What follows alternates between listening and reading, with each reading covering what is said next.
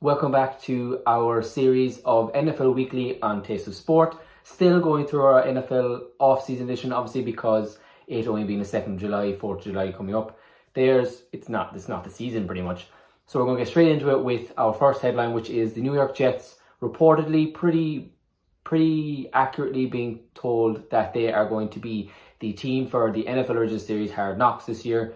Obviously, the most interesting part of it was, I found out about this, we're getting to the whole reason why it's interesting for the Jets to be there anyway, but it's that the Jets were one of 4 teams left that can be forced to do the series.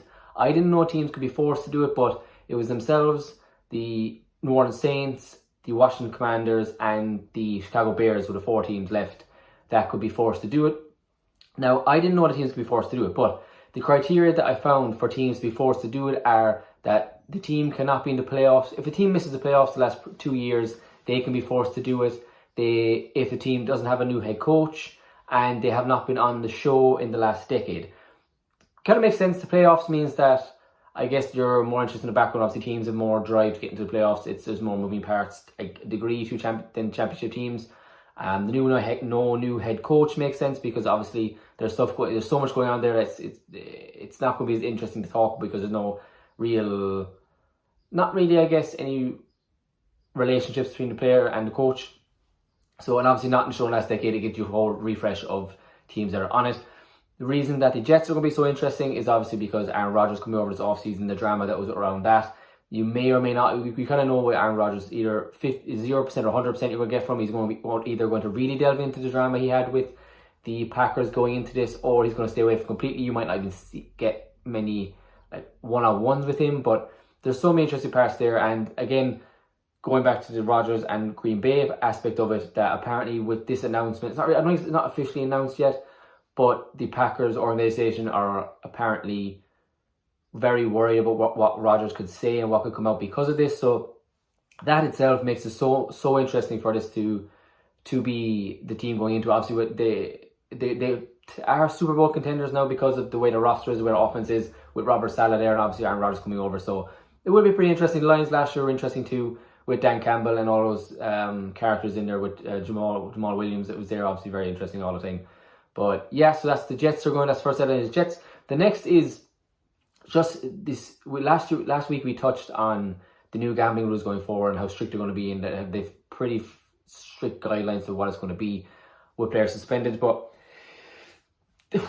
we had Cam Robinson now. I actually got a list of the players, I think all the players who have been suspended so far this offseason going forward. You have now recently, but this is for PEDs, is only for 4 games, Cam Robinson, left tackle from the Jacksonville Jaguars.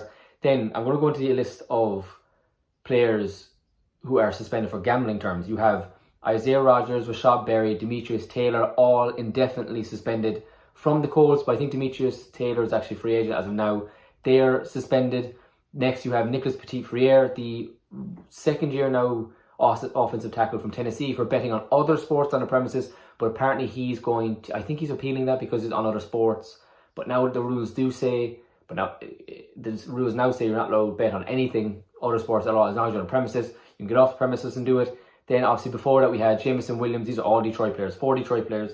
Detroit Lions are suspended. You got Jameson Williams for 6 games, Stanley Berry for 6 games, both wide receivers, Quintez Cephas indefinitely, and CJ Morris, their safety, who's indefinitely suspended also. And the last being Shaka Toney, the edge defender from Washington, for gambling also. So that means that brings up total to 1, 2, 3, 4, 5, 6, 7, 8, 9, I think if I count it, as of now, the list I have suspended for gambling related, or Cam Robinson obviously for PEDs. So pretty interesting coming off of what last week, with us kind of getting all the guidelines for it, now seeing that these are what people are. And already we have drama with Petit-Frere trying to appeal it because it was on other sports. But now the guidelines strictly say that you're not allowed to bet on premises. Apparently you betted on premises. So that's kind of point is going forward. Next, we're going to talk about the Patriots because they've made more moves this week. We had talked about them last week, and DeAndre Hopkins and Dalvin Cook possibly teaming up there. But they've made 2 significant extensions with, apparently they've freed up around $5 million cap space, I think allegedly. Didn't really get any clear number on what that was going to be, but they've extended. Now, these are important because I wrote down at guaranteed money as well. I think I got Juwan Bentley's with 7 or 8 million.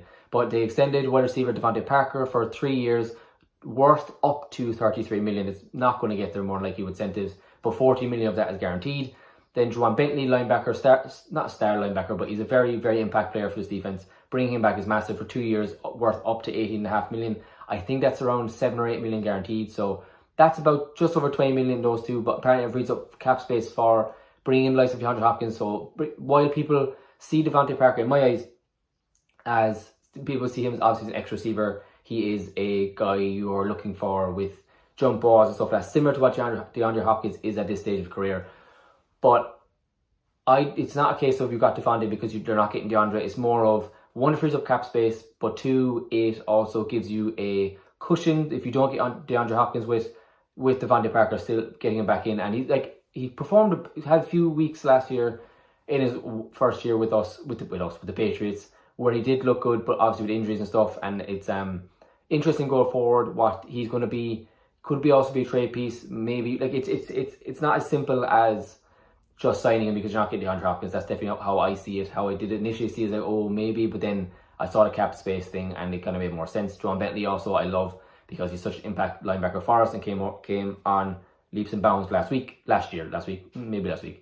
Next, I had just recently in there that we saw, if I'll include a photo of Leonard Fournette escaping that fire.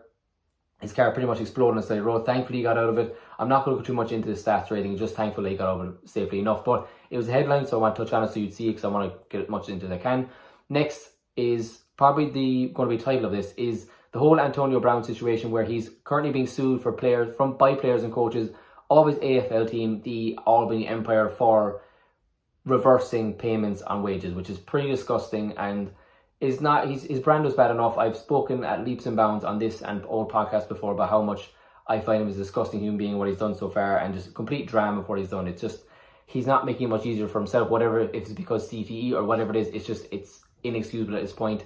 But as of now, his team recently got kicked out of the National Arena League for refusing to pay league fines and the contribution to the league that every team has to pay. He did that, and apparently he paid players and staff for as of their last game in the NAL last season, and then as of the next week, a player sent on screenshots of him getting his money rescinded or refused or reversed. So now the players and the coaches are filing a lawsuit against Antonio Brown. I don't know if he's a majority owner or what, but it's pretty awful. And you saw him; he was all over social media trying to push his team.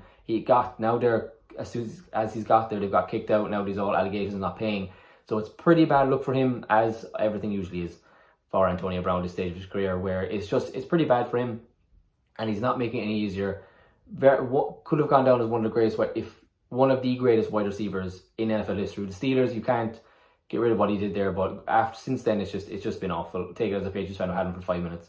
And the last headline I kind of found interesting was that Romeo Doubs, who was fourth in receiving yards for the Green Bay Packers last year, has apparently emerged as the new starting quarterback, Jordan Love's number one wide receiver. As I said, fourth in yards last year. They obviously lost. Alan Lazard's gone to the Jets. Randall Cobb's also gone to the Jets. And last season, we look at his stats alone, which makes it more interesting. Obviously, rookie last year, but 42 receptions, 425 yards, 3 touchdowns, about just over 10 yards per catch. Decent enough, but like I said, fourth in receiving yards. That offense is pretty bad last year overall. But when you look at what they've got, other than him and Christian Watson, who are the two second-year players returning, they have Luke Musgrave, tight end, who is a rookie. They have another tight end, Tucker Kraft, who is a rookie. They have Jaden Reed and Dontavion Wicks and Malik Heath as all rookies coming back. So, and you have AJ Dillon and Aaron Jones obviously in the backfield. But it's a pretty rough situation for Green Bay this year without Aaron Rodgers trying to fix that going on. But maybe it gives them a chance to develop Jordan Love along with these young guys at the same time. But it's going to be a pretty rough year for Packers fans. But just interesting to see that it is Romeo Doubs, not Christian Watson, coming early on in camp, coming to the forefront, as they are. I said forefront last week as well, in a few times where I shouldn't, but being as wide receiver 1 for Jordan Love, allegedly, as of now. And just to end off the video, I would be remiss if I didn't say thoughts go out to Ryan Mallett and his family for him obviously passing away this weekend. Not going to say much more about it, just thoughts and prayers to his family. And that is the end of this weekly video. So we'll see you next week with the headlines from next week. So see you later.